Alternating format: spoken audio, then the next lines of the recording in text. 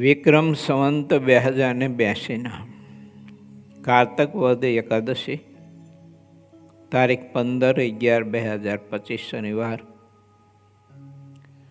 આજની ઉત્પત્તિ એકાદશીના પવિત્ર દિવસે સમગ્ર ભક્તજનોને મારા અને સમગ્ર સંત મંડળના ભાવથી જય સ્વામિનારાયણ.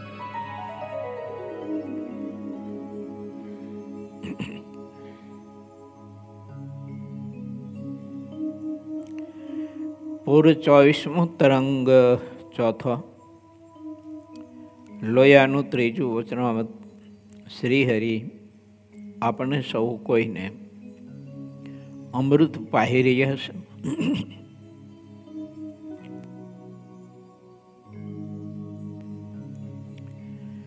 ભગવાન શ્રીહરિ એમ કહે છે કે કોઈનું સન્માન સ્વીકારવાની અપેક્ષા રાખો એની કરતાં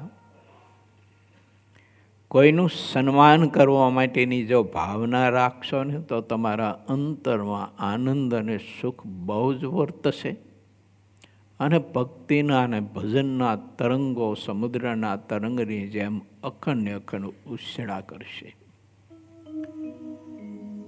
અને જો સન્માનની અપેક્ષા રાખશો તો તરંગો અનેક પ્રકારના દુઃખોના ઉછળા કરશે. માટે ભગવાનના ભક્ત પાસે સન્માનની અપેક્ષા મૂકી દઈ અને આપણે સૌ કોઈ ભગવાનના ભક્તનું સન્માન કરવા માટેની ભાવના રાખીએ. ભાવથી એને વંદન કરીએ, નમસ્કાર કરીએ, મહાત્મય સમજીએ. ભગવાનના સ્વરૂપનો નિશ્ચય જેને અડગ કરવો હોય એને ભગવાનને ભગવાનના ભક્તનું મહાત્મ્ય ખૂબ સમજવું. મહારાજ કે મહાત્મ્ય જ્ઞાને સહિત નિશ્ચય કરો. ખૂબ મહિમા ભગવાનના ભક્તનો સમજીએ.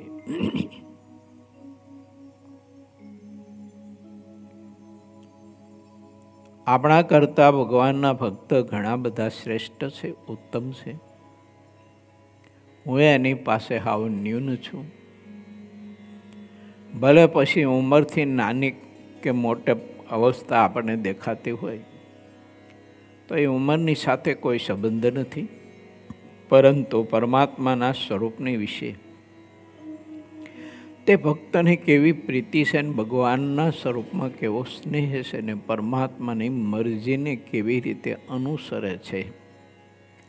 આની સાથે ભગવાનના ભક્તના મહાત્મ્યનું ખૂબ જ અનુસંધાન કહેતા સંબંધ મારે તમારે રાખવો જોઈએ. બાકી તો આ સૃષ્ટિ છે તો શરીર છે એ પણ એક પ્રકારની સૃષ્ટિ છે. તો આ સૃષ્ટિની ધરતી કોઈ જગ્યાએ ખારવાળી હોય, કોઈ જગ્યાએ મીઠી હોય, કોઈ જગ્યાએ પથ્થરવાળી હોય, કોઈ જગ્યાએ રેતીવાળી હોય, કોઈ જગ્યાએ માટીવાળી હોય, કોઈ જગ્યાએ મીઠી માટી હોય, કોઈ જગ્યાએ કડવી માટી હોય, કોઈ જગ્યાએ ખારી માટી હોય. એમ આ સૃષ્ટિમાં પરમાત્માએ સર્જન કર્યું ત્યારથી માંડીને અદ્યાપી સુધી એમ છે. તો શરીર છે એ પણ એક પ્રકારની સૃષ્ટિ છે. તો કોઈના શરીરમાં કાંઈ ખામી, કોઈના શરીરમાં કાંઈ ખામી. હવે એ બધું જો આપણે જોયા કરશું તો પછી ગુણ લઈને પરમાત્માની ભક્તિ કરવા માટે આપણે જે કંઈ આગળ ગતિ કરવી છે એમાં ઘણો બધો વિલંબ થશે અથવા ગતિમાં સફળતા પણ પ્રાપ્ત કદાચ ન પણ થાય સમયાંતરે.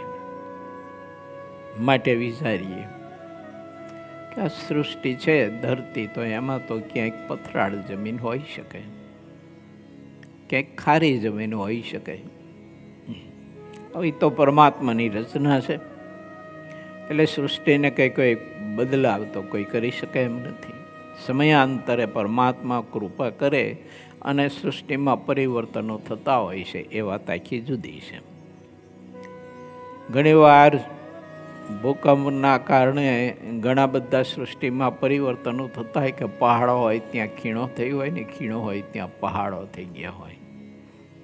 એમ પરિવર્તન પરમાત્માની ઈચ્છાથી સૃષ્ટિમાં હોઈ શકે તેમ માનવ શરીર રૂપી સૃષ્ટિમાં પણ પરિવર્તન હોઈ શકે. એક દિવસનો બહુ ભરાડી પાપી હોઈ શકે, તો એક દિવસનો ખરેખર એકાંતિક ભક્ત પણ હોઈ શકે.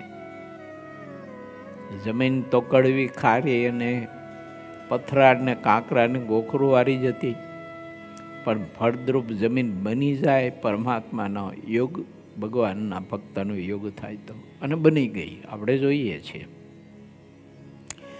કે એક દિવસની એ માનવ સૃષ્ટિ એવી હતી કે એમાં નકરા કાંટા કાંકરા ગોખરું અને ગમે તે વાવેતર કરો તો બધું બળી જ જાય, આવી સૃષ્ટિ હતી જોબન બાપુની. મેંગણીના માન વાહ વેસી વગેરે વગેરેની ઘણી બધી કથાઓ લખાણી છે. જેસલ જાડેજાની કે પછી વાલિયા લૂંટારાની કે વગેરે વગેરે બધા આદિ અનાદિથી ઘણા બધા જેવા પ્રસંગો લખાયા છે એવી સૃષ્ટિના, માનવ સૃષ્ટિના. પણ એ માનવ સૃષ્ટિમાં જ્યારે પરમાત્માનો યુગ થયો, ભગવાનના એવા ભક્તનો યુગ થયો, તો એને કડવી સૃષ્ટિ હતી, જે ખારી સૃષ્ટિ હતી, એ પણ ઘણી બધી ફળદ્રુપ બની છે.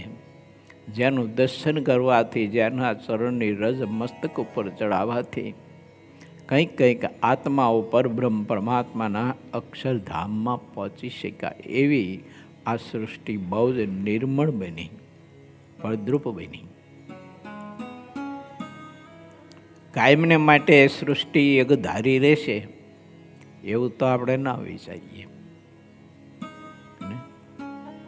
અને એવું પણ ના વિચારીએ કે ખારેમાંથી મીઠી સૃષ્ટિ થયા પછી એની ખારપને જ આપણે વળગી રહીએ અથવા એની ખારપને જ આપણે યાદ કરીએ, એની બોલી જઈએ. બાપુ તો મુક્ત છે, આટલી જ વાત. પછી આ લૂંટારો હતો અને ઘણી બધી જ લૂંટપાટ કરી, ઘણી જાનો લૂંટી, ઘણા બધા ગામના ગામ લૂંટ્યા, બહુ પાપ કર્યા, ઘણી બધી જીવની હિંસાઓ કરી કરાવી. એનો મિત્ર રૂડિયો રખડો. હવે રૂડિયો રખડું કયો, રસ્તામાં હેલો જતો ને કોઈ સાપ નીકળ્યો હોય તો ફટ દઈને પકડી દે, અને એ પકડેલો સાપ પાછો હાલતો જાય ને ચૂંટતો જાય, જેમ આપણે ક્વોલિટી ખાતા હોય એમ જ. હવે એ ભૂમિકાને મારે તમારે બાજુ પર મૂકવી પડે. કેમ કે હવે તો ભગવાનનો ભક્ત થયો એટલે સૃષ્ટિ આખી મીઠી ને ફળદ્રુપ થઈ છે. એટલે ભગવાન સ્વામિનારાયણ એમ કહે છે કે મહાત્મ્ય સહિત ભગવાનને ભગવાનના ભક્તનો નિશ્ચય કરજો. આ એક વિવેક રાખજો એમાં કે કદાચ એ સૃષ્ટિમાં કોઈ ભાગ હજુ કદાચ કોઈ ખારસવાળો રહી ગયો હોય થોડો ઘણો, તો પછી આપણે ત્યાં થોડોક વિવેક રાખી અને મીઠી સૃષ્ટિ હોય એમાં આપણે વાવેતર કરવું, ખારા ભાગમાં ન કરવું. કારણ કે ખારવાળા ભાગમાં વાવેતર કરી તો બીજ બળી જાય, વ્યર્થ જાય. પણ ફળદ્રુપ મીઠો ભાગ છે પૃથ્વીનો. ઘણા બધા એની ખેતર જમીન બહુ મોટી હોય ને, 150-200 વીઘા, તો એમાં અમુક અમુક કોઈ તે જમીનનો ખૂણો એકાદો એવો મોરો હોય કે જેમાં નકરો કૂબો ડીલો ને ડાબડો થાય એવું હોય, અને બાકીનો અમુક ભાગ પાછો બહુ સારો હોય, ફળદ્રુપ હોય, મીઠી ધરતી હોય, તો લોકો એમાં વાવે. પછી ઓલો ખારો ભાગ હોય એમાં એવી ધાયડી બાયડી હોય કે જેમાં કંઈક પથ્થર બથ્થર હોય, તો એમાં વાવેતર ન કરે ખેડૂતો. વારી લીધું હોય, વાડ કરી લીધી હોય ફરતા, પણ વાવેતર ન કરે. એને ખબર છે કે આ એક થોડોક નાનો એવો ટેકરો ડુંગરી છે, ડુંગરો છે આ, તો એમાં કંઈ વાવીએ તો કંઈ થાય નહીં. એ વરસાદ થાય ને એની મેળે થેગ થતી હોય તો વાત જુદી છે. અને એણે કરીને આખું ખેતર વેચી ન નાખે. એકાદો ભાગ ખેતરનો થોડો ઘણો કોઈ પથરાળ હોય યા તો ખારો હોય થોડો ઘણો, તો કે આખું ખેતર 200-250 વીઘાનું બધું ન વેચી દે. અને બાકીનામાંથી પછી જેવું લેવું ઘટે તેટલું એ પોતે વાવેતર કરી અને પછી એમાંથી લે છે માણસ. એમ ભગવાનના ભક્ત થયા પછી ભગવાનના ભક્તમાં જે કંઈ થોડો ઘણો એવો ખારાશનો ભાગ આપણને દેખાતો હોય તો એણે કરીને ખેતર વેચી ન દેવાય, મતલબ કે એ નકામો છે એવું ન મનાય, એ હાવ તુચ્છ છે એવું ન મનાય, એ પાપી છે, લૂંટારો છે એવું ન મનાય. આને તો બહુ જાનું ઘણી બધી લૂંટી છે અને હવે ભગત થઈને બેઠો છે એવું ન વિચારાય.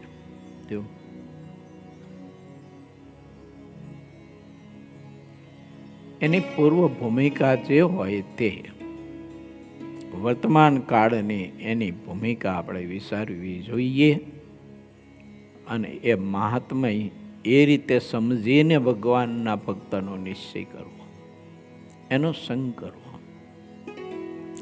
એના થકી જે પ્રાપ્ત કરવું ઘટે તે પ્રાપ્ત કરવું. આપણે જો ખેડૂતો મગફળી વાવે, પાકી જાય, પછી મગફળીના છોડ ઉપાડે, મગફળી પાડે ત્યારે તો એ મગફળીનો છોડ ઉપાડે તો એમાં કંઈ બધી જ મગફળીઓ ઉપયોગ આવે એવી હોય એવું ન હોય.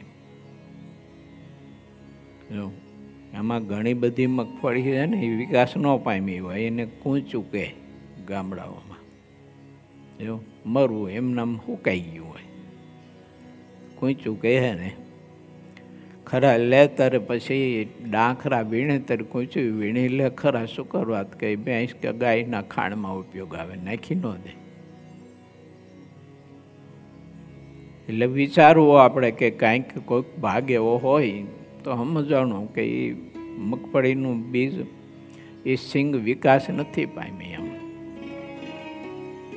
પરંતુ આખો છોડ નાખી ન દેવાય એક બે કૂંચના કારણે, એક બે મરવાના કારણે છે ને એ સિંગનો આખો છોડ ન નાખી દે, એમાં ખોબો ભરાય એટલી સિંગો હોય. માટે વિચારવું આપણે ભગવાનના ભક્તે. આંબાનું વૃક્ષ હોય, જાંબુડાનું વૃક્ષ હોય,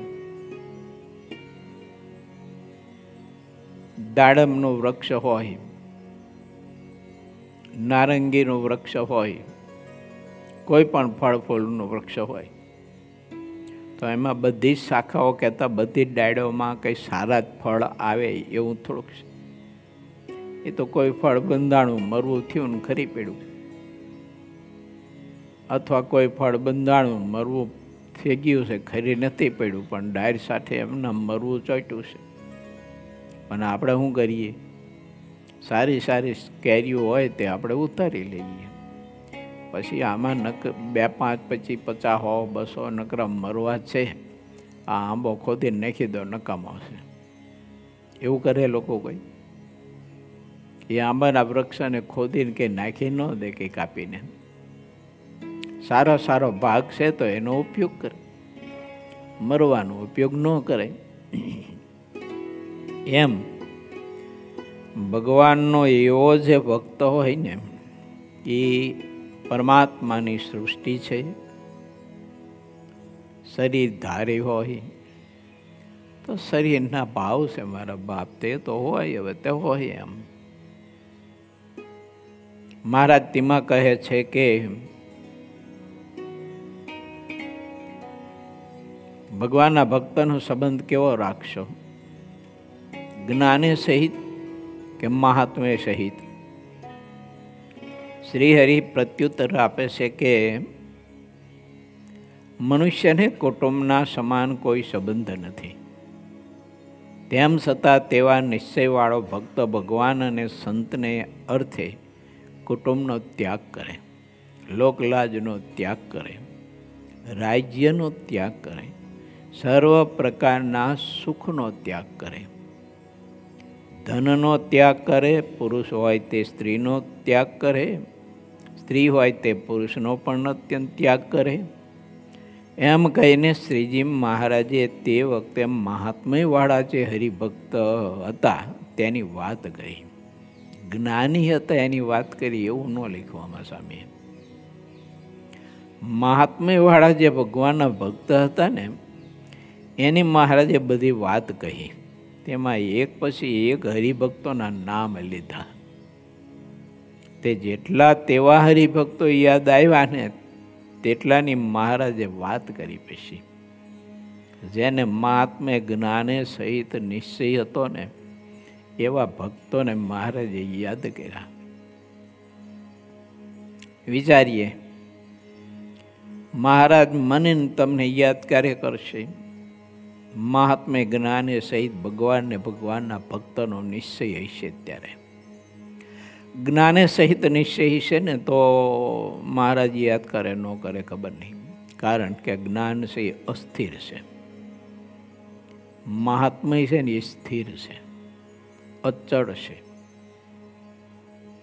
ત્યારે જ્ઞાન છે એ અચળ નથી. આપણે કોઈની ઓળખાણ થઈ એ જ્ઞાન કહેવાય. કોઈ જગ્યાએ આપણને મળ્યા અને આપણને ઓળખાણ થઈ. યા તો તમે બધા ગ્રસ્ત છો તો કોઈ છોકરા છોકરીઓના સંબંધો કરો, એટલે પછી કોઈ જે જગ્યાએ જે ગામમાં જે પરિવારમાં સંબંધ કર્યો હોય તો એ વેવાયની ઓળખાણ થઈ. આને કહેવાય જ્ઞાન. કે આ વેવાય છે, એમ આ પટેલ છે, આને કહેવાય જ્ઞાન. પણ એ જ્ઞાન સ્થિર નથી. કેમ?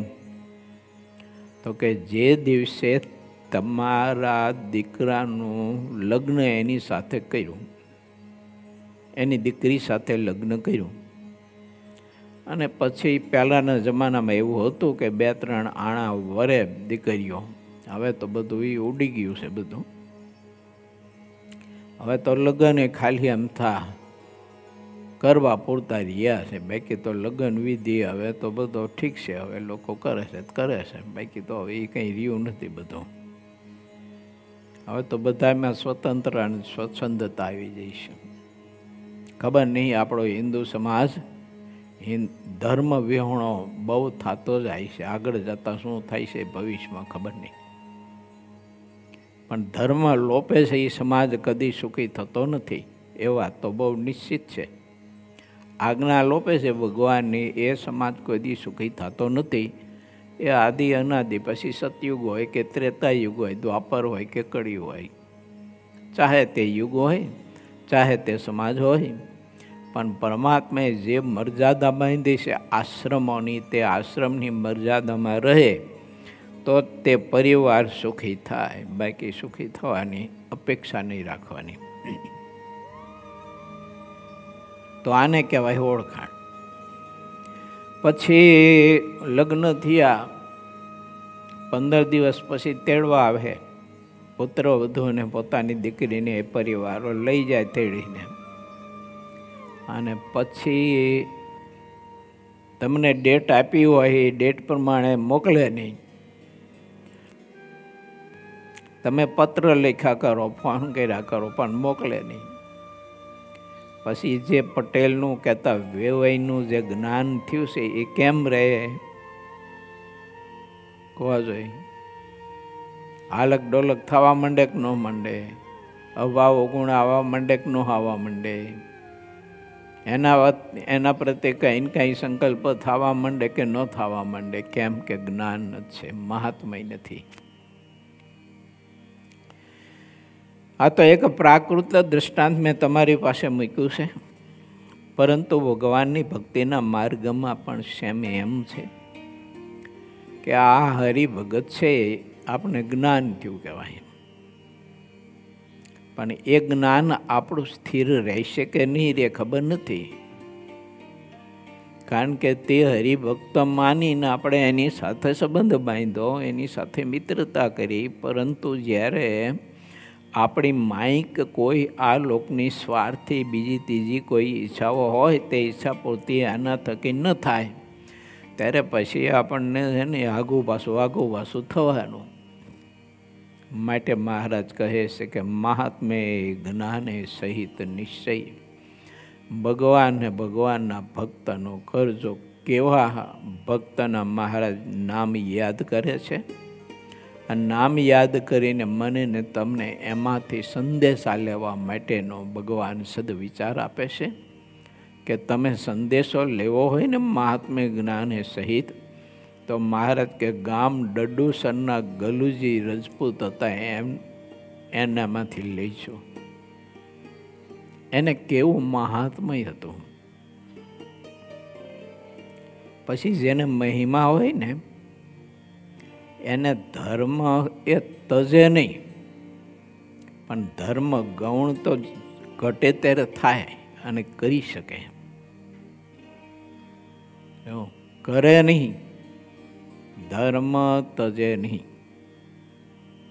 પણ જ્યાં પરમાત્માની મરજી હોય, પરમાત્માનું સુખ મળતું હોય, પરમાત્માનું દર્શન મળતું હોય, પરમાત્માની સેવા પરિચર્યા કરવાનો યોગ મળતો હોય, અને એ યોગમાં ધર્મનિષ્ઠા વિક્ષેપરૂપ થતી હોય તો ઘડીભર ધર્મનિષ્ઠાને બાજુ પર મૂકે ખરો, તજે નહીં, પણ બાજુ પર મૂકે ઘડીક. તમને કેમ બહુ ગરમી થતી હોય, પછી ઓલો જાડો કોટ પહેર્યો હોય તો એ કોટ કાઢીને પછી એક બાજુ ન મૂકી દો. પહેલાં ઠંડી લાગતી એટલે કોટ પહેર્યો હોય જાડો સરસ મજાનો. જો આ વિદેશમાં તો બબે 3-3, 4-4 કોટ પહેરે. અમે વાકાટાની જતા તો નટુભાઈ તો 4-5 કોટ પહેરાવ્યો ઉપરા ઉપર, એવા ઠઠાડ્યા હોય ને. પણ પછી ગરમી થાય એટલે પછી કાઢે કે ન કાઢે એક બાજુ મૂકી દે. વળી પાછી ઠંડીનો સમય હોય ને ઠંડી લાગે ત્યારે વળી પાછા એ કોટ પહેરી લે. એમ ભગવાનનો ભક્ત ભગવાનની મૂર્તિનું સુખ લેવા માટે એ ઘડીએ એટલી વાર ધર્મ, ત્યાગ, વૈરાગ, બીજું ત્રીજું જે હોય તે ઘડી પર કોટ કાઢીને એક બાજુ મૂકી દે અને ઓલું સુખ લે. ગલુજીએ એમ કર્યું. એમ મહારાજ જ્યારે પધાર્યા ડડુસર ત્યારે થોડોક વિકલ્પ ઊભો થયો એટલે કોટ કાઢીને એક બાજુ મૂકી દીધો. જો મહારાજ પધાર્યા અને મા ધામમાં ગઈ. શરીર મેળા ઉપર એક ઓરડામાં જાડી પસેડીમાં ફાંટમાં બાંધી મોભારા સાથે ટીંગાળીને બાંધી દીધું. નાઈ ધોઈને સ્વચ્છ કપડાં પહેરી અને મહારાજનું સ્વાગત કરવા માટે ગામને પાદરે ગામના ભક્તોને લઈને ગયા. ધામધૂમથી સ્વાગત કર્યું. મોદી ખાનેથી સીધું મગાવી અને સારા પવિત્ર બ્રાહ્મણો પાસે રસોઈ સારામાં સારી કરાવી અને મહારાજને પરમહંસોને ખૂબ જ ભાવથી જમાડ્યા. ખૂબ જ ભાવથી, એટલો બધો મહિમા ભાવ. મુખ કમળ ઉપર ઓલો કોટ એક બાજુ કાઢીને મૂકી દીધો ને, એની તો રેખાએ જરાય સંકોચાણી નહીં બતાવાય, દેખાડવાય ન દીધી મહારાજ. બોલો ગલુજીએ મહાત્મે જ્ઞાને સહિત નિશ્ચય, અઘરો વિષય છો. જો વાત કરવી હેલી છે પણ વિષય અઘરો છે. આ જ વાત મહારાજે મધ્યના 27ના વચનામૃતમાં બતાવી છે. મહારાજ કે ઉપાસના રહેવા સારું ત્યાગનો પક્ષ થોડોક મોરો કરીને અમે મંદિર કરાવ્યા છે. ત્યાગનો પક્ષ પાછો પાડીને, ત્યાગ છોડાવીને શબ્દ નથી,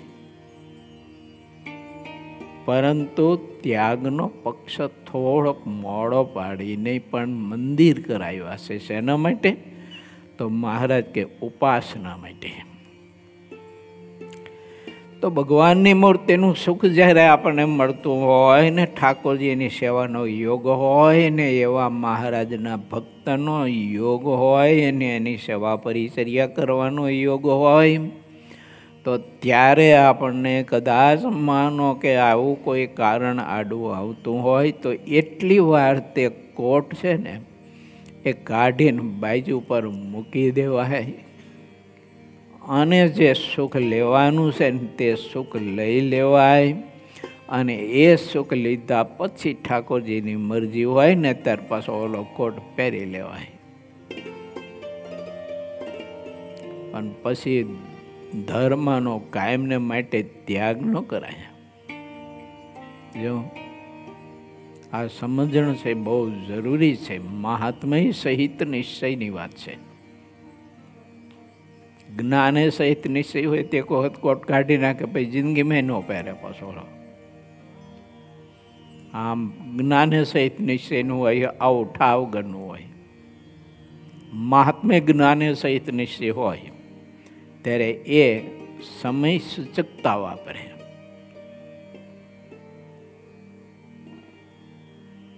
કેવું મહાત્મ્ય છે?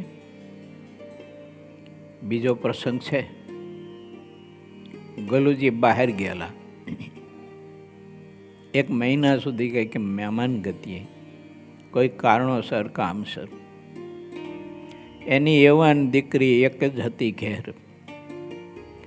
ભગવાન સ્વામિનારાયણ આવ્યા ને 1 મહિનો રોકાણા. મહાત્મ્ય જ્ઞાને સહિત નિશ્ચય. ગલુજીને કોઈ સંકલ્પ સુધા નથી થયો. અઘરો વિષય છે. પણ કોને? તો કે જ્ઞાને સહિત નિશ્ચય હોય એને. મહાત્મ્ય જ્ઞાને સહિત નિશ્ચય હોય એના માટે કોઈ વિષય અઘરો જ નથી. એના માટે તો લોટમાં લીટા કર્યા જેવું સુગમ છે. કેમ કે એને નક્કી છે કે આ તો અક્ષરાધિપતિ પુરુષોત્તમ નારાયણ છે. કરતું મકરતું અન્યથા કરતું છે. સર્વભોગતા છે. સર્વના સર્જક છે. સંકોચ વિકાસ બધું એનામાં રહેલું છે. એને ધર્મનો સંકોચ કરવો હોય તો કરી શકે અને ધર્મનો વિકાસ કરવો હોય તો પણ કરી શકે. ત્યાગનો સંકોચ કરવો હોય તો કરે અને ત્યાગનો ક્યાંક વિસ્તાર કરવો હોય તો ત્યાગનો વિસ્તાર પણ કરે. તો ત્યાગનો વિસ્તાર કરે એટલે કેવું કરે? મહારાજે મોઢામાં 15 દિવસ સુધી, મહિના સુધી જળય નથી મૂક્યો. એવો અન્નનો ત્યાગ કરી દીધો. મહારાજનું શરીર હુકાઈ ગયું. હવે ધારિયાના અઠીભાઈને ત્યાં મંદવાડ ગ્રહણ કર્યો હતો. એ કથા છે. જો કોટ એક બાજુ મૂકી દીધો અને પછી જ્યારે સ્વચ્છ થયા ત્યારે તમે જુઓ તો એવા સારા સારા ભોજન જમે. અને એક ઘેર જમે એવું નહીં. જેટલા ઘેર જમે, જેટલા ઘેર જેવડા મોટા થાળ ભરી ભરી અને મહારાજના માટે રસોઈ બનાવી હોય, પકવાનો, મિષ્ટાનો, વ્યંજનો, બીજું ત્રીજું જે કંઈ બનાવ્યું હોય તો ઠાકોરજી બધા તમારા ઘેર આવે.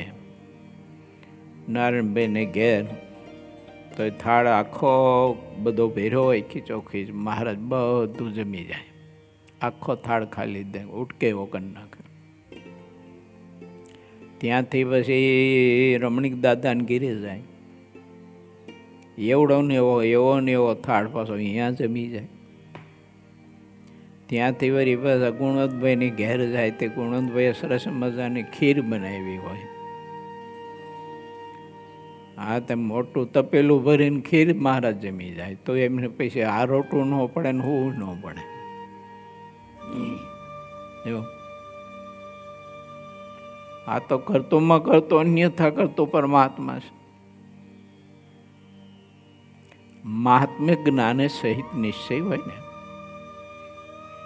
તે હઠીભાઈને મહારાજે કહ્યું કે અમારે તમારી ઘેર મંદવાડ ગ્રહણ કરવો છે. ભલે મહારાજ, તમારી મરજી. બીજી બધી જગ્યાએ ગયા હતા મહારાજ. ઘણા બધા ભક્તોને કહે, અરે મહારાજ, સાજા નરવારો અને મારા બાપ મંદવાડ ગ્રહણ કરીને શું નકામું, તમારે ને અમારે દુઃખી થવું છે. મહારાજ કે અમારે તો મંદવાડ ગ્રહણ કરવો છે. અરે મહારાજ, તમે પણ અમારે ઘેર આવો અને મંદવાડ ગ્રહણ કરો, અને એ તો બધું કેવું લાગે. ઘણા બધા ભક્તોને કહ્યું, કોઈએ હાર ન પડી. હઠીભાઈ કે મહારાજ તમારી મરજી, મારે તો તમારી મરજીમાં જ રહેવાનું છે. હાજર રહો તોય ભલે, માંદા હોય તોય ભલે. કેમ કે હઠીભાઈને ખબર હતી કે આ તો એક એનું ચરિત્ર છે.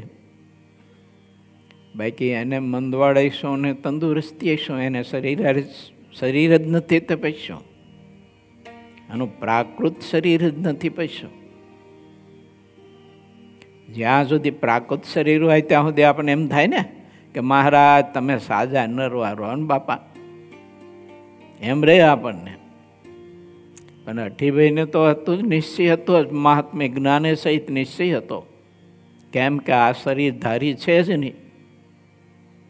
પછી વિકાર ક્યાં રહ્યો? શરીર નથી તો વિકાર ક્યાં રહ્યો? કેમ કે નિર્ગુણ તત્વ છે. આ કોઈ થોડુંક સગુણ તત્વ છે?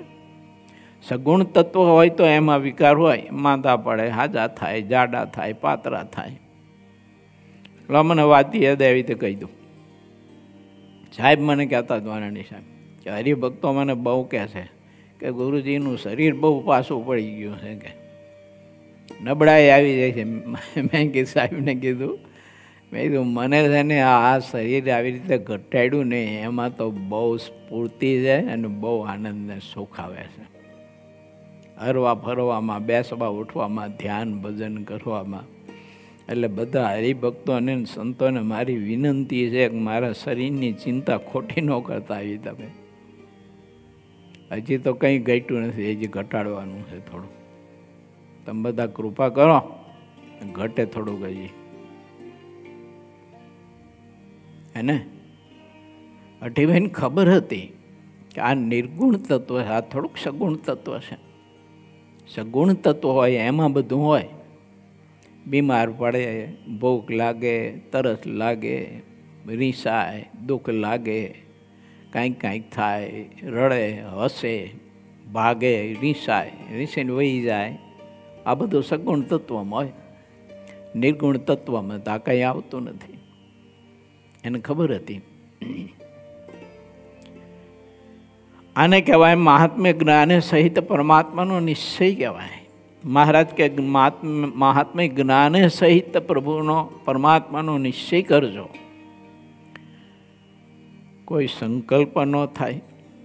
1 મહિના સુધી મહારાજ એની યુવાન દીકરી, રૂપાળી પાછી દીકરી, સંસ્કારી અને ગુણિયલ, અને ઘરમાં એકાંતમાં એકલા મહારાજની દીકરી 1 મહિના સુધી રહે તોય ગલુજીને મનમાં કોઈ સંકલ્પ સુધાર ન થાય. મહાત્મ્ય જ્ઞાને સહિત નિશ્ચય.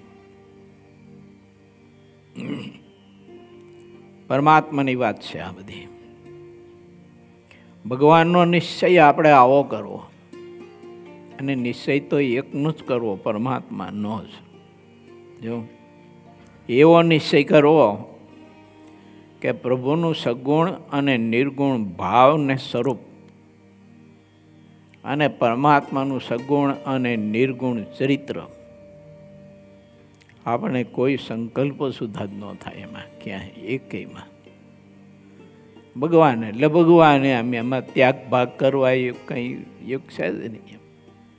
મહારાજ કે ભગવાનનો ભક્ત હોય એને ભગવાનમાં તત્વ છે કે નથી, કે તત્વ સજીવ છે કે નિર્જીવ છે, આવું ચોથણું કરવું ગમે નહીં. ભગવાન એટલે ભગવાન. જો મહારાજ એવું કહે છે કે આ રીતે ભગવાનનો મહાત્મ્ય જ્ઞાને સહિત નિશ્ચય કરજો. કોના જેવો? તો કે ગલુજી જેવો. બીજા મહારાજ કહે છે કે કરજો તો બીજા ભક્તના જેવો કરજો. તો કેવો? તો મહારાજ કે ધરમપુરના કુશળ કુંવરબાઈ જેવો.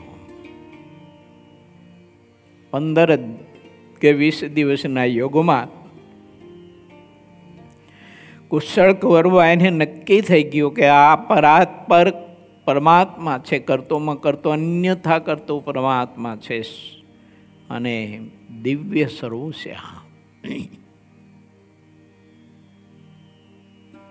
તો એ કુશળ કુંવરબાએ મહારાજની મૂર્તિ પોતાના અંતરમાં એવી રીતે પ્રતિષ્ઠિત કરી દીધી અને એ મૂર્તિ પછી ચલિત ન થવા દીધી.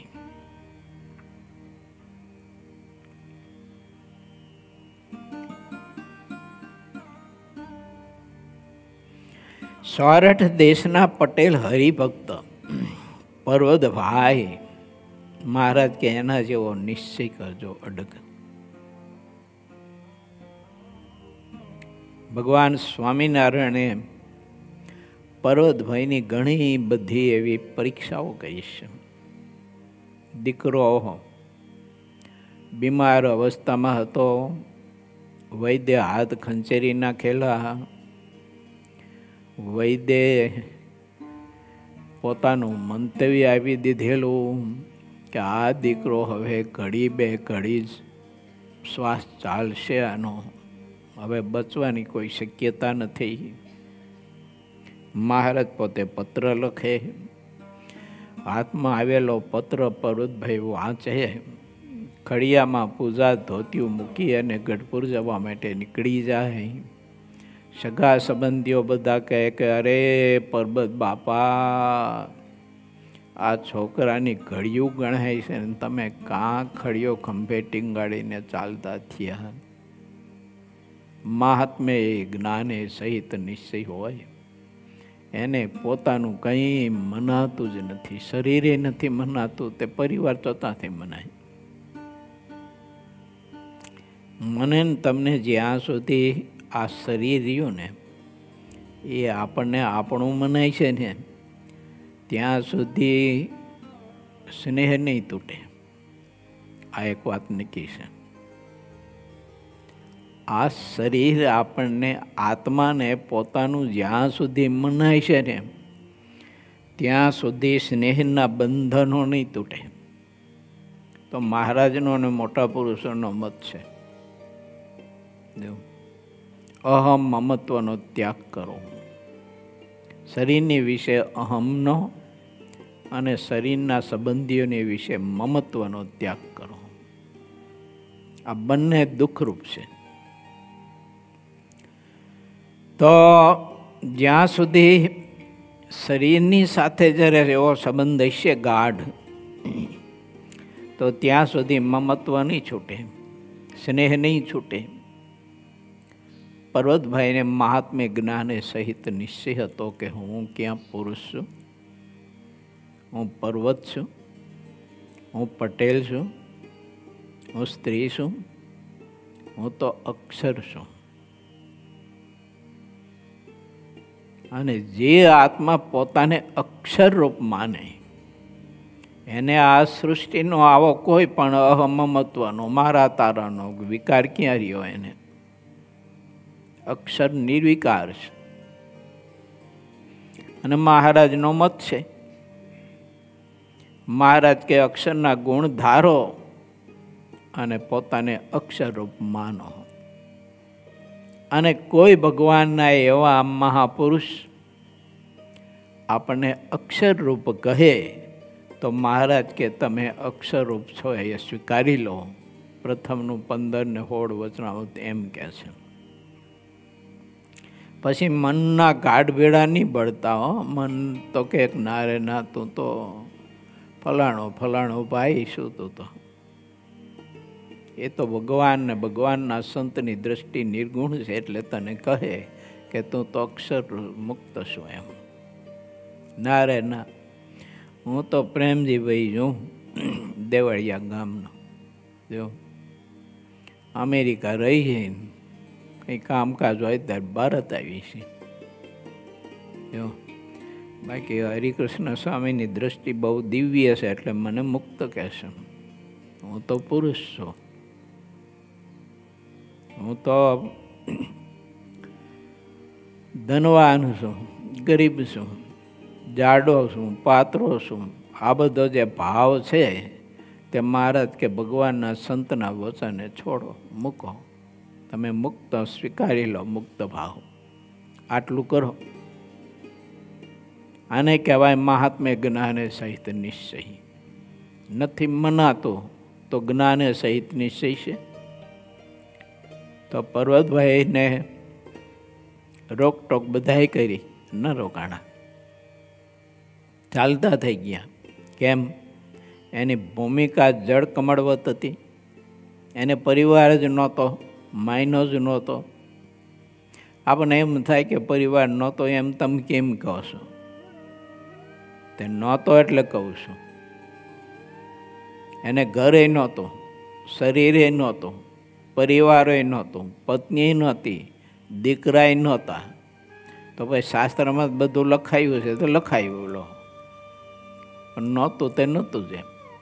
કેમ કે એ તો અક્ષર મુક્ત હતા.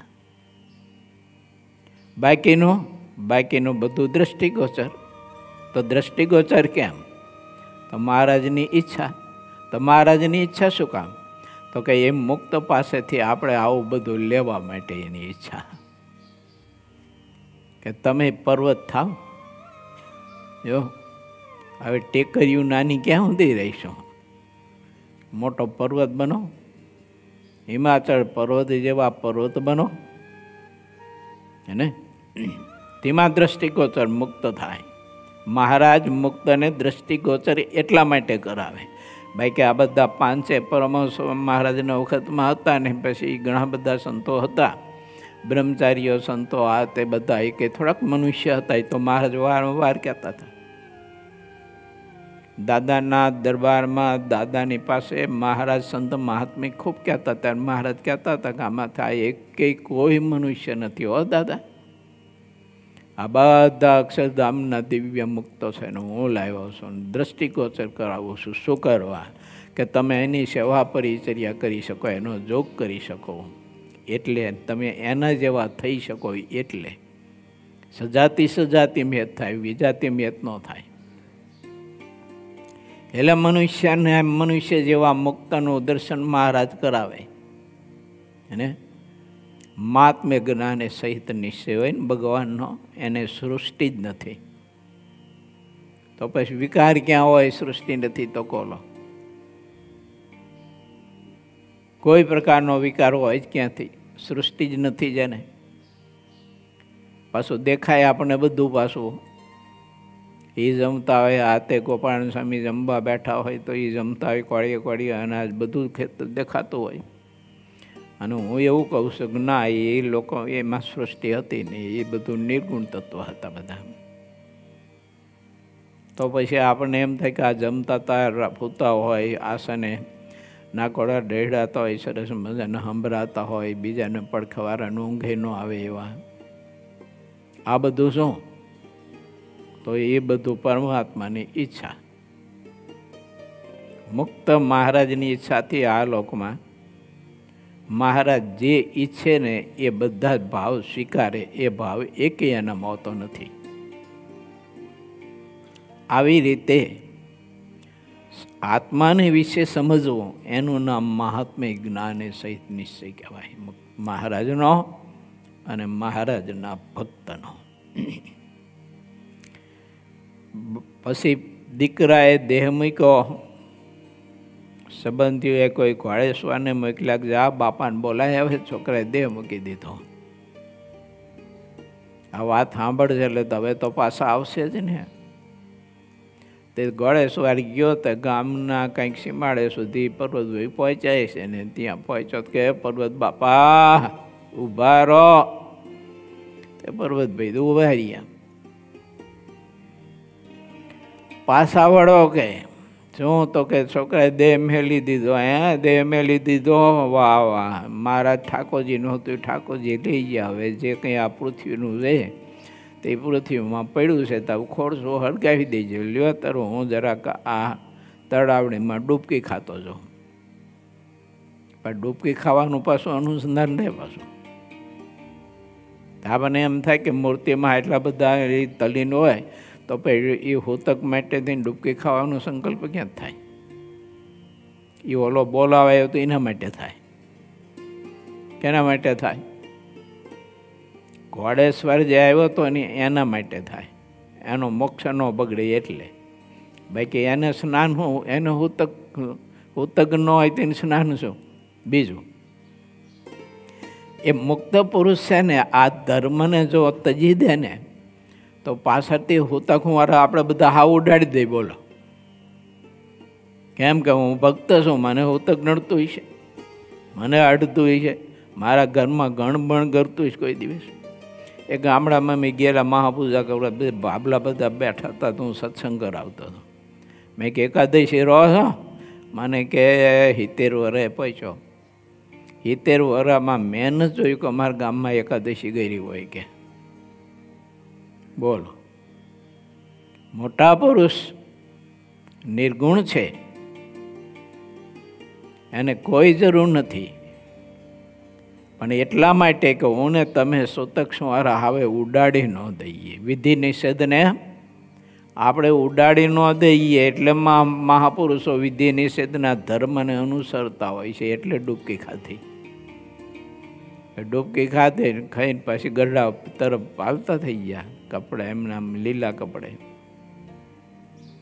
મહાત્મ્ય જ્ઞાને સહિત નિશ્ચય, એને પર્વતભાઈના જીવનમાં બીજો સંકલ્પ ન થાય. અને જ્ઞાને સહિત નિશ્ચય હોય તો એમ થાય કે લો ભાઈરે ભગતની પૂંછડી. એકને એક છોકરો મૃત્યુ પામ્યો તો પાછા ન આવ્યા. આવો તે ભક્ત પણ એમ કે ભગવાન મળી જતા હશે કોઈ દિવસ. એટલે અમારે સાધુ થવાનું હતું ને ત્યાં અમુક ડોઈશું કહેતી એવી, એ બધા મા બાપને દુઃખી કરીને જાઓ છો ને ભગવાન તમને મળવાના છે, એમ કંઈ મળતા હશે ભગવાન કે. આરા બધાને આંખમાં હોડા પાડીને જાઓ છો તો કંઈ ભગવાન થોડા કેમ મળતા હશે? આના માના પડ્યા. અને અમે જવો છીને ગ્રસ્તાશ્રમમાં, તે છો જ તમે તો ગ્રસ્તાશ્રમમાં, એમ ખંડાવ છો તમે.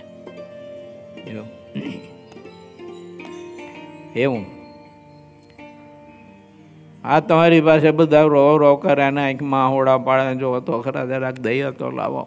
દયા તો હોવી જોઈએ ને કે આવા નિષ્ઠુર ભગવાન ભગત હોતા છે. આવું બધું એમ છે. બાકી કોઈનું મૃત્યુ થયું એની પાછળ બહુ રેડા હોય. આંખું લાલ સોર કરી નાખીએ તો ઓલો પાછો આવ્યો હોય. કહો છે ઘણા બધા બહુ. એ તો એક હું નાનો હતો મેં જોયેલું, એક જણા બળદ મરી ગયો તો રોવે આખું ઘર. બોલો, આખું ઘર. બળદ સારો હતો, બળુકો સારો, તો આખું ઘર રોવે. એટલે એમ તો છે ને આ શરીરમાં રહેલો આત્મા રહ્યો ને એને એવા ખોટા આંસુ તો બહુ પાડ્યા છે. સમુદ્ર ભરાય એટલા સાચું આંસુ ન પાડ્યું એ કહીએ ને. એક આંસુ જો સાચું પાડ્યું હોય ને ભગવાન પુરુષોત્તમ નારાયણની મૂર્તિમાં પ્રીતિ હોય અને પ્રભુને આ દર્શન માટે થઈને જો એ રેડો હોય તો એને બીજા આંસુ પાડવા ન પડે. મારા બાપ મહાત્મ્ય જ્ઞાને સહિત નિશ્ચય. શું અદભુત વાત છે. આ પર્વત બાપાની વાત કરું છું કે મહાત્મ્ય જ્ઞાને સહિત પુરુષોત્તમ નારાયણનો એને નિશ્ચય હતો. કેમ કે એ છે બધું, આ બધું એનું છે. કોણ પરિવાર, કોનો પરિવાર? નિષ્કુળાન સ્વામી ન લખ્યું મેં હું આદિ અનાદિ. બધાને સ્વામી સંભળાવો ને, બહુ મજાની કૃતિ છે. ભલ મળું થતો હોય થોડુંક વાંધો નથી ને તમારા લોકોને. આપણે ક્યાં પાછરા પાડવા જવું? જવું સ્વામી કેવું અદભુત દર્શન કરાવ્યું છે આપણને. કોણ કુટુંબીને, કોણ માત ને તાત, કોણ ભાઈ અને ભગીની, બ્રહ્મ હમારી જાત. એને કહા કાષ્ટ ને કહા ઘડનના હાર, કહા કુવાડા. આ શું બધું? આમ તો બધું એક પરમાત્માએ સર્જન કર્યું છે આ સૃષ્ટિનું. એટલે બધું પરમાત્મા બધું ચિત્ર એમને બધું બતાવે છે. પણ પરંતુ એક વાત તો ખરી હો, મહાત્મ્ય જ્ઞાને સહિત ભગવાનનો જેને નિશ્ચય કરવો હોય ને એને નિષ્કુળાન સ્વામીનું આ પદ કંઠસ્થ કરીને રોજ બોલવું ને એમાં કીધે ઝઘડો થાય તે ખાસ બોલવું. અરે અરે કોણ કુળને કોણ કુટુંબી, કોણ માત ને તાત, કોણ ભાઈ ને કોણ ભગીની, કોણ ભાઈ ને કોણ ભગીની, ब्रह्म हमारी जात। मैं हूँ आदि अनादि, आ तो सर्वे उपाधि। सदगुरु मिलिया अनादि,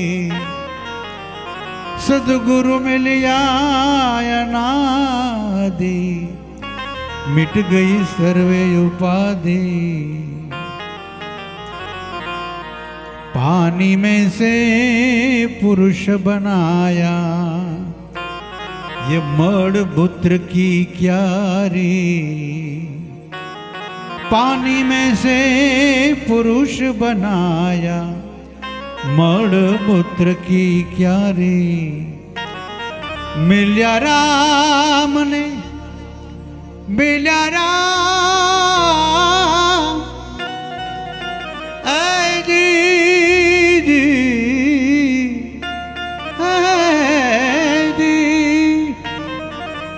मिल्या राम ने सजा काम। अब न रही कुछ यारी, आ तो सर्वे उपाधि। जे कारण या नरतन धरिया, वे सरिया है काम। जे कारण या नरतन धरिया, वे सरिया है काम। निष्कुड़ानंद कहे प्रगट मिले मोहे, टड़ा नाम रूठाम। आ तो सर्वे उपाधि, अरे मैं हूँ आदि अनादि। आ तो सर्वे उपाधि, हम हैं आदि अनादि। आ तो सर्वे उपाधि। सदगुरु मिलिया अनादि, मिट गई सर्वे उपाधि। वाह।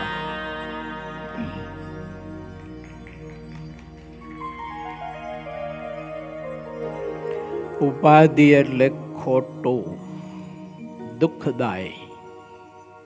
શરીર કોઈનું હોય પણ દુઃખદાયી છે, શરીર કોઈનું સુખદાયી નથી. પરિવાર હોય તો પણ દુઃખદાયી છે, કોઈ સુખદાયી પરિવાર પણ નથી. પછી જીવ પોતાની રીતે માની લેતો હોય એ વાત જુદી છે, તો એ તો એનો પોતાનો પ્રાઇવેટ ધર્મ કહેવાય. બાકી કોઈ પરિવાર સુખરૂપ નથી, કોઈ શરીર સુખરૂપ નથી, કોઈ સ્થાન સુખરૂપ નથી. એક જ સ્થાને એક જ પરિવાર અને એક જ મૂર્તિ સુખરૂપ છે, તે અક્ષરાધિપતિ પુરુષોત્તમ નારાયણ, અક્ષર અને મુક્ત. આ પરિવાર સુખરૂપ છે. બાકી બધું આપણે માનેલું છે એ બધું જૂઠું છે, દુઃખરૂપ છે. આ રીતે ભગવાનના સ્વરૂપનો નિશ્ચય જેને હોય એને પરમાત્મા જ્યારે કસોટીની એરણ ઉપર આપણને જ્યારે ચડાવે અને ત્યારે આપણને કોઈ પણ પ્રકારનો સંકલ્પ ન થાય, ત્યારે સમજવાનું કે મહાત્મ્ય એ જ્ઞાન એ સહિત નિશ્ચય છે પરમાત્માનો. અને જેને મહાત્મ્ય જ્ઞાન એ સહિત નિશ્ચય હોય તે પર્વત થઈ શકે ડુંગરામાંથી. આ હોપારી જેવડા પથ્થરમાંથી પણ મોટો પર્વત થઈ શકે એમ સિદ્ધાંત છે ને. આજ્ઞા જેવો જીવ પણ પૂર્ણિમાના ચંદ્ર જેવો થઈ શકે છે. આ ભગવાન શ્રીહરિની મૂર્તિના સંબંધે કરીને આત્મા કેવી મહા મોટી મોટપને પામે છે. મહાત્મ્ય જ્ઞાને સહિત નિશ્ચય ભગવાનનો જેને હોય ને એને ભગવાન પરમાત્મા પુરુષોત્તમ નારાયણ પ્રગટ ને પ્રગટ, પોતાના બેડા ને બેડા, અખંડ અખંડ છે. ભગવાનની મૂર્તિનું સુખ સત્ય માને, બાકી બધું કલ્પિત માને. પછી ચાહે તે આપણું મન સંકલ્પ કરતું હોય પણ એ સંકલ્પ એનું કરેલું એ કંઈ સ્વીકારે નહીં, આત્મા માને નહીં. એને ભલે જે સંકલ્પ કરે તે, પણ એમાં સુખ નથી. એમ મન સંકલ્પ કરતું હોય કે આ તે બધું ગ્રસ્તાશ્રમમાં સુખ છે, વધુ ધન સંપત્તિ હોય તો સુખ, મોટી સંસ્થા હોય તો સુખ, ઘણો બધો શિષ્ય વર્ગ હોય તો સુખ, એ તો મનની કલ્પના છે. આત્મા એમાં ન માને. આત્મા તો એક મૂર્તિમાં સુખ માને. જ્યારે શિષ્ય વર્ગથી કે સમાજ વર્ગથી કે મા બાપ વર્ગથી કે દીકરા દીકરી વર્ગથી કે ધન સંપત્તિ વર્ગથી સુખ આત્મા માને છે, એટલે એને મહાત્મા હજી પરમાત્માનું સમજાયું નથી. જો હજી જ્ઞાનની ભૂમિકામાં જ બિચારો છે ને એમના અટવાયો છે. માટે મહાત્મ્ય જ્ઞાને સહિત ભગવાનના સ્વરૂપનો નિશ્ચય આત્માએ કરવો જોઈએ. કેમ કે સુખરૂપ તો એક પરમાત્મા છે, બાકી બધું જે કંઈ આત્મા પોતે માની બેઠો છે ને બધું જ દુઃખરૂપ છે. કહા કષ્ટ ને કહા કુહાડા, કહા ઘાટ ઘડનાર. કોણ માત ને કોણ તાત, કોણ ભાઈ ને કોણ ભગીની, બ્રહ્મ હમારી જાત. હું તો મહારાજનો દાસ છું, એમ મુક્ત છું એનો. મારે બેને કોણ, મારે ભાઈએ કોણ, બાપે કોણ, માએ કોણ, દીકરીએ કોણ, પત્નીએ કોણ, સ્થાને કોણ, પદાર્થે કોણ. હા, એ તો એક બધું રૂપક છે. ગામડામાં પહેલા રૂપક ભજવતા નોરતામાં, જો એ રૂપક ભજવતા હોય તો તાલીઓ પાડે. પછી રાજાનું પાત્ર લઈને આવ્યો હોય ને એટલે બધા તાલીઓ પાડે ને ગરગરાટ તાલીઓ. ઓહો, હરિશ્ચંદ્ર મહારાજા, હરિશ્ચંદ્ર મહારાજા બધાયરા, હરિશ્ચંદ્ર મહારાજા બધાયરા. પણ હરિશ્ચંદ્ર મહારાજાનું પાત્ર લીધું એને ખબર જ હોય કે હવારે દાંતડો લઈને દાંતણ કાપવા જવાના છે. એને ખબર જ હોય કે હું હરિશ્ચંદ્ર નથી, પણ જોનાર બધા માને એક રૂપક છે. એ તો હવે એટલે આપણને કોઈ બાપ માને કે આપણને કોઈ ગુરુ માને, આપણને કોઈ આપણું વરિષ્ઠ માને, આપણને કોઈ પોષક માને, તો આપણે ન માની લેવાય કે હું બધાનો પોષક છું. એટલે પોષક તો પરમાત્મા એક જ છે, પોષણહાર તો પ્રભુ એક જ છે. બાકી હું ને તમે કોનું પોષણ કરનારા? ભગવાન એક જ છે, કરતોમાં કરતો, નિયથા કરતો. માટે વાલા ભક્તો, ભગવાન શ્રી હરિ એમ કહે છે કે મેં તમને પર્વત આપ્યો, તે પર્વતમાં ઘણી બધી સંપત્તિ છે, તે લઈ જો. એલા જો પર્વત એટલે મુક્ત. તો મહારાજે આપણને બધા મુક્ત આપ્યા છે, તો આ બધા મુક્તમાંથી આપણે લઈએ. ત્યાર પછી હિમાચલ પ્રદેશ જે છે પહાડ, તો એમાં કંઈ નકરી ઔષધિ જો એમાં ગોખરું ન હોય, ગાંડા બાવળ ન હોય, દાંતણીઓ બાવળ ન હોય, ખીજડા ન હોય, પીપળ ન હોય. સત્સંગી જીવનમાં હિમાચલ પ્રદેશનું વર્ણન કર્યું છે. એમાં બધા 18 વનસ્પતિનું નિષ્કુળાનંદ સ્વામીએ પોતાની કલમે લખ્યું છે. બોલો. અને સત્તાનંદ સ્વામીએ પોતાની કલમે લખ્યું છે. બહુ ઔષધિના કેટલા નામ લખ્યા, આપણે તો આવડે નહીં. એટલા ઔષધિના વૃક્ષોના નામ લખ્યા. બધી સંપત્તિ છે. પણ મહારાજ કે તમે હિમાચળમાંથી તમને અનુરૂપ તમારા દર્દને દૂર કરે એવી જ ઔષધિ લઈ જાઓ, બાકી ન લેતા. આ તમને કદાચ પેટમાં પથરી થઈ હોય તો ગોખરું પીજો તમ તાર કે, પણ દળીને પીજો. એમ જો જેનું પથરી પેટમાં થઈ જાય એનું ગોખરું દળેલું આપે, પછી પાવડર વહી દો. માટે વિચારીએ આપણે, ભગવાન શ્રી હરિ બહુ અદભુત વાત કરે છે. ચાલો અત્યારે આપણે પર્વતભાઈના જીવન સુધી પહોંચ્યા. આગળના બધા મુક્તોનું જીવન આવતીકાલે. હવે આપણે તો મહાત્મ્ય જ્ઞાને સહિત નિશ્ચય ગમે તેમ હજળબમ કરો. શું કહો તમે બધા કે જ્ઞાને સહિત કરો? હે, અરે મહાત્મ્ય જ્ઞાને સહિત નિશ્ચય કરો દ્રઢ. પછી આમાં આપણને કોઈ મનુષ્ય ભાવ જ ન દેખાય. જો એ ખાતા હોય ને પીતા હોય ને રડતા હોય ને ગમે તેને જમવા બેઠા હોય તો ભલે હું કહું એક મોટો બાઉલ હોય ને 10-15 લીટરનું બાઉલ, એ બાઉલ ભરીને ખીર પી જાય તો આપણે એમ થાય કે વાહ વાહ મુક્ત રાજે હું આજ તો અદ્ભુત દર્શન થયું એમ. જો એમ થાય, એમ ન થાય ખારો ખૌદરો કેવો હશે, કેટલું ખીર પી ગયો, આને ભાન છે કંઈ ખીર પીવાની, આ માણા કહેવાય આમ, એવું ન થાય. પણ એમ થાય કે વાહ વાહ અમારે ભગત તો શું તમે જુઓ તો એક મોટું 15 લીટરનું બાઉલ ભરીને ખીર ખાઈ ગયા, વાહ વાહ ઓહો ધૈનો ધૈનો, શું અલૌકિક દર્શન એમ. જો આ મહાત્મ્ય જ્ઞાને સહિત નિશ્ચય આવી રીતે આપણે દર્શન કરાવે એટલે ભગવાનને ભગવાનના ભક્તોને વિશે મને ને તમને એવી પ્રીતિ થાય એવો આપણે સૌ કોઈ પ્રયત્ન કરીએ. શ્રીપતિમ સિદ્ધરમ સર્વદેવેશ્વરમ ભક્તિધર્માતુજમ વાસુદેવમ હરે માધવમ કેશવમ શ્યામદામ કારણમ સ્વામિનારાયણમ નીલકંઠમ ભજે સદાનંદ સ્વામી મહારાજની.